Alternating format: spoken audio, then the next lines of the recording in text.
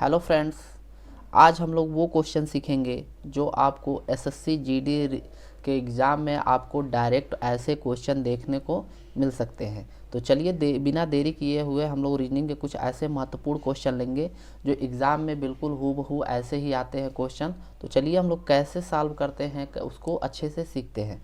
तो पहला क्वेश्चन है हम लोग का, यदि कुछ किताब कथन जो दिया है, कुछ किताबें पेंसिल हैं और सभी पेंसिल शार्पनर हैं और सभी किताबें बैग है। यानी कि ये हम लोग का कथन दे दिया है और इसको हम लोग को देखिए, कथन को सॉल्व करने से पहले एक बात आप लोग बखूबी ध्यान देंगे कि जब भी हम लोग कथन सॉल्व करेंगे तो बिल्कुल उसी के अकॉर्डिंग निष्कर्ष को निकालेंगे। ठीक है, यहाँ पे निष्कर्ष दिया रहेगा, उसी के अकॉर्डिंग हम लोग सॉल्व करेंगे, क्योंकि इसमें एक्स्ट्रा दिमाग लगाएंगे तो हम लोग का क्वेश्चन गलत हो सकता है। तो देखिए, जैसा दिया हम लोग ऐसा ही करेंगे। कुछ किताबें पेंसिल हैं तो हम लोग लिखेंगे, तो देखिए एक हम लोग आकृति के माध्यम से समझेंगे, ये देखिए डायग्राम के माध्यम से। तो यानी कि ये हो गया बुक। अब दिया है कुछ किताबें पेंसिल है, तो यहाँ पे हो गया कुछ पेंसिल इसमें ऐड कर दिए, तो ये हो गया पेंसिल पेंसिल। ठीक, अब नेक्स्ट क्वेश्चन दिया है, ध्यान से पढ़िए। सभी पेंसिल शार्पनर हैं, यानी कि जो सभी पेंसिल हैं, देखिए सभी पेंसिल शार्पनर हैं। तो यहाँ पे हम लोग इसको दिखा देते हैं शार्पनर। ठीक, सभी पेंसिल शार्पनर हैं। अब देखिए नेक्स्ट दिया है सभी किताबें बैग हैं, यानी कि जो सभी किताबें हैं, सभी किताबें जो हैं बैग हैं, यानी कि यहाँ पे हम लोग लिख देते हैं बैग। ठीक, तो यहाँ तक हम लोग को अच्छे से समझ में आ गया। अब देखिए, तो अब निष्कर्ष को पढ़ते हैं, उसके अकॉर्डिंग हम लोग आंसर को यहाँ पे जो दिया है उसको टिक करेंगे। तो यहाँ निष्कर्ष में दिया है कुछ बैग शार्पनर हैं, तो देखिए कुछ जो बैग है शार्पनर है, यानी कि इसमें शार्पनर भी ये ऐड दिया है, यानी कि कुछ शार्पनर है, तो बिल्कुल निष्कर्ष बिल्कुल 1 सही है। अब देखिए सेकंड निष्कर्ष ये कहता है कुछ शार्पनर किताबें हैं, यानी कि जो कुछ शार्पनर हैं, यानी कि ये जो शार्पनर है किताबें हैं, यानी कि इसमें कुछ किताबें ऐड भी है, इतना दिख रहा है लेकिन कुछ तो है, तो ये भी सेकंड वाला भी निष्कर्ष बिल्कुल आपका सही है। अब नेक्स्ट दिया है कुछ शार्पनर पेंसिल है, यानी कि कुछ शार्पनर जो है पेंसिल है, यानी कि बिल्कुल सही है। वैसे तो कुछ शार्पनर पेंसिल है, यानी कि सभी शार्पनर पेंसिल है, तो कुछ उसमें से हैं ही, सॉरी कुछ शार्पनर पेंसिल हैं। तो देखिए कुछ पेंसिल दिख रहे हैं, यानी कि जो शार्पनर का डायग्राम है उसमें पेंसिल दिख रहा है, तो आपको ये हो गया तीसरा। तो आपका यानी कि फर्स्ट सेकंड यानी कि सभी निष्कर्ष 1 2 3 यानी कि अनुसरण कर रहे हैं, यानी कि ऑप्शन नंबर ए आपका सही हो जाएगा। ठीक है, तो चलिए अब नेक्स्ट देखते हैं। नेक्स्ट क्वेश्चन है हम लोगों का, दिए गए शब्दों को उस क्रम में व्यवस्थित कीजिए जिसमें वे शब्दकोश में होते हैं।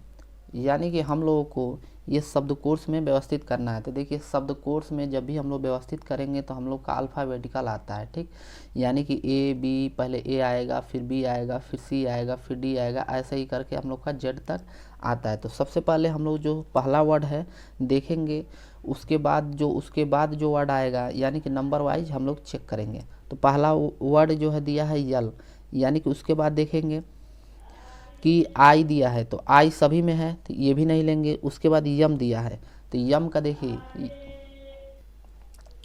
यम दिया है, तो अब देखिए यम से छोटा शब्द हम लोग ढूंढेंगे, क्योंकि ये दोनों तो सेम हैं, ये दोनों सभी में सेम है, तो इससे तो पता नहीं चल रहा है। ठीक है, तो उसके बाद हम लोग यम देखेंगे, तो यानी कि यम यानी कि बी पहले आएगा, तो यानी कि 5। उसके बाद बी से थोड़ा सा जो ऊपर रहेगा उसको चेक करेंगे, तो बी के बाद आता है आपका यल, तो यल का होता है आपका 12, यानी कि यल 12 होता है, तो यानी कि 4 हो जाएगा। यल का यदि क्रमांक नंबर देखेंगे तो 12 होगा, और यदि यम उसके बाद आएगा, यल के बाद यम आएगा। अब देखिए यम ये भी है और फिर यम ये भी है, तो अब इसमें कन्फ्यूजन होगा कि हम लोग कौन सा ऑप्शन लें। तो इसमें देखिए उसके आगे का जस्ट हम लोग चेक करेंगे, तो यम के बाद बी है और यम के बाद यानी कि पी है। तो अब यहाँ पे देखिए, तो बी का नंबर दूसरा होता है और P का नंबर आपका 16 होता है, तो हम लोग यम के बाद B वाला जो है उसे लेंगे, तो यानी कि ये हो जाएगा 1, ठीक। और उसके बाद जो आएगा आपका 2 ऑटोमेटिक आ गया, और जो बच रहा है लास्ट में यानी कि बच रहा है 3 नंबर, तो ये ऐसे, ठीक। तो हम लोग का ऑप्शन हो गया 5 4 1 2 3, तो हम लोग मैच कराएंगे 5 4 1 2 3, तो देखिए ये ऑप्शन नंबर ए सही हो गया। तो ऐसे ही हम लोग को शब्दकोश के क्वेश्चन को सॉल्व करना है।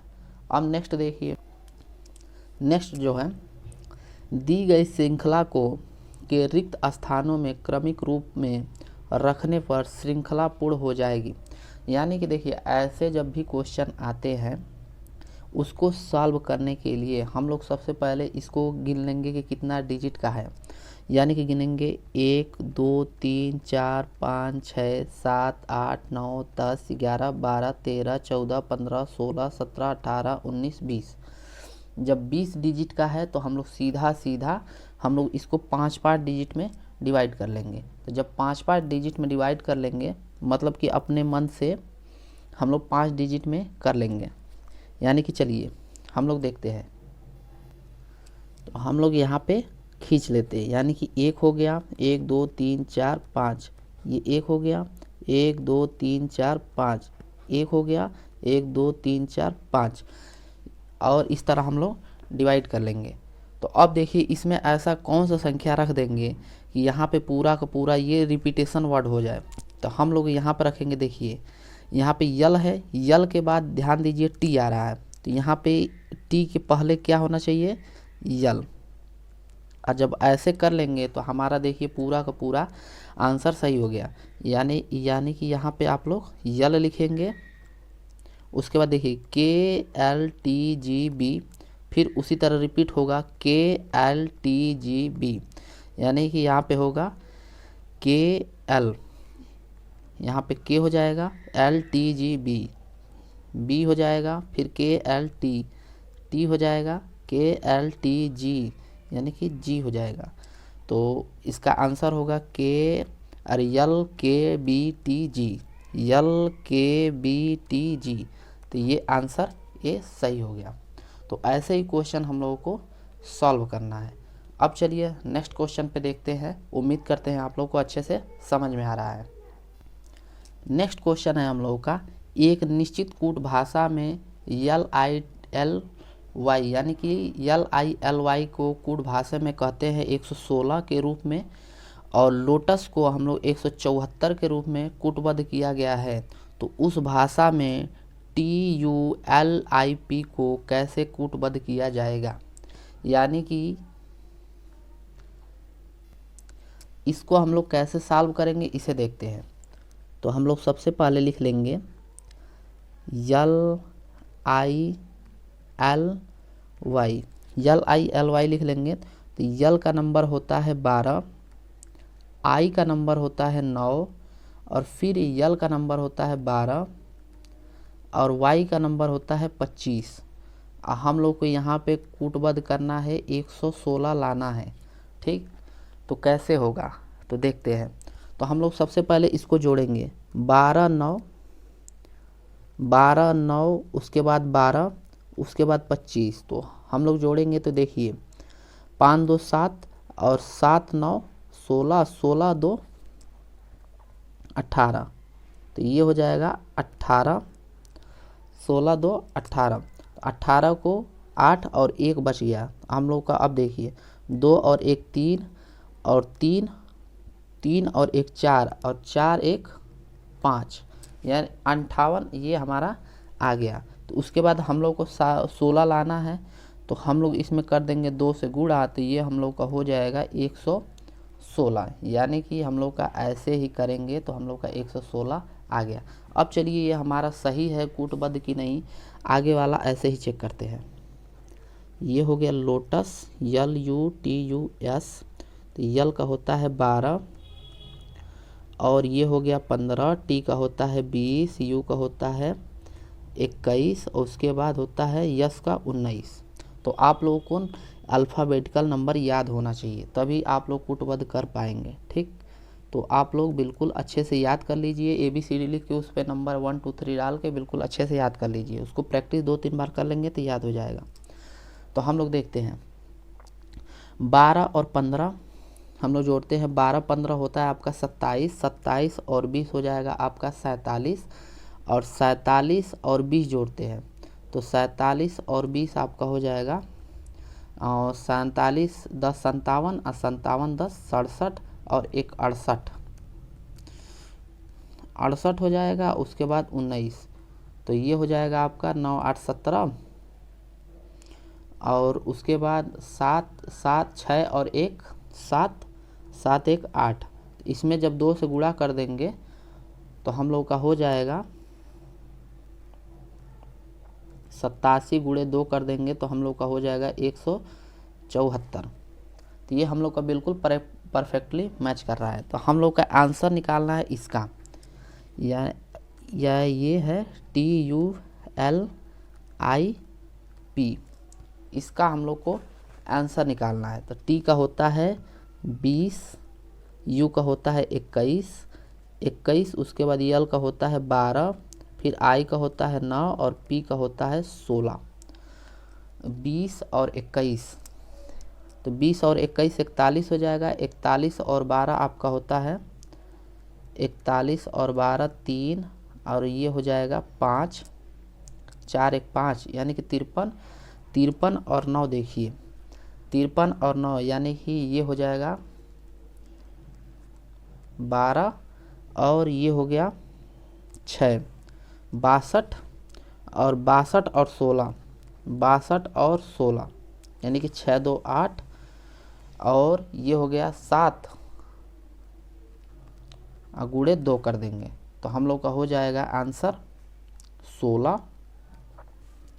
और 7 दूना के 14, यहाँ पे लिख देते हैं 68 गुणे 2 तो हम लोग कर देंगे तो ये 6 हो गया, और 7 दूना के 14, 14 1 15, तो हम लोग का आंसर आ गया 156। तो हम लोग ऐसे ही बिल्कुल अच्छे से करेंगे, और हम स्टेप वाइज बता रहे हैं, बाकी आपको इसलिए बता रहे हैं क्योंकि आप लोग अच्छे से समझ सके कि कैसे हो रहा है। अब नेक्स्ट क्वेश्चन देखिए। तो नेक्स्ट क्वेश्चन हम लोग का लिखा है, यदि प्लस का अर्थ भाग है, माइनस का अर्थ गुणा है, और भाग का अर्थ प्लस है, और गुणा का अर्थ है माइनस, तो निम्नलिखित व्यंजक का मान बताइए। तो यहाँ पे हम लोग का दिया है और इसको सॉल्व करना है। तो 8 माइनस का अर्थ है गुणा, और भाग का अर्थ है प्लस, फिर 72, फिर यहाँ प्लस का अर्थ है भाग, फिर गुणा का अर्थ है माइनस। तो इसको जब हम लोग सॉल्व करेंगे तो हम लोग का आंसर हो जाएगा 8 9 72 3, फिर 8 1 कम 8, तो ये 8 और 9 हो जाएगा आपका 9 8 17, और 17 माइनस 3 हो जाएगा आपका 14। तो ये आपका आंसर हो गया, 17 माइनस 3 आपका आंसर हो गया 14। तो ये ऐसे ही आपको क्वेश्चन सॉल्व करने हैं, और ऐसे ही क्वेश्चन आपको एग्ज़ाम में हूबहू ऐसे ही देखने को बिल्कुल मिलेंगे। तो आप लोग ऐसे ही क्वेश्चन को सॉल्व करते रहिए। हम लोग डेली ऐसे ही नया नया क्वेश्चन, कुछ नए नए जो मार्केट में आ रहे हैं अपडेट पैटर्न पे जो क्वेश्चन बन रहे हैं, हम लोग बिल्कुल अच्छे से सॉल्व करेंगे। डेली का डेली हम लोग प्रैक्टिस करेंगे, और लगभग यदि हम 30 क्लास यदि होती है SSC GD एग्ज़ाम के पहले तक, 30 मान लीजिए एक क्लास में 5 6 7 क्वेश्चन हो रहा है, फिर भी हम लोग 200-300 क्वेश्चन प्रैक्टिस अच्छे से कर चुके होंगे। और 10 या 12 मिनट की क्लास रखेंगे, क्योंकि ज़्यादा डेली नया सीखना है, और हम लोग को डेली का डेली नया सीखना है, अच्छे से पढ़ना है। ठीक है, तो चलिए आज के लिए इतना ही, मिलते हैं नेक्स्ट क्लास में। तब तक के लिए दोस्तों धन्यवाद।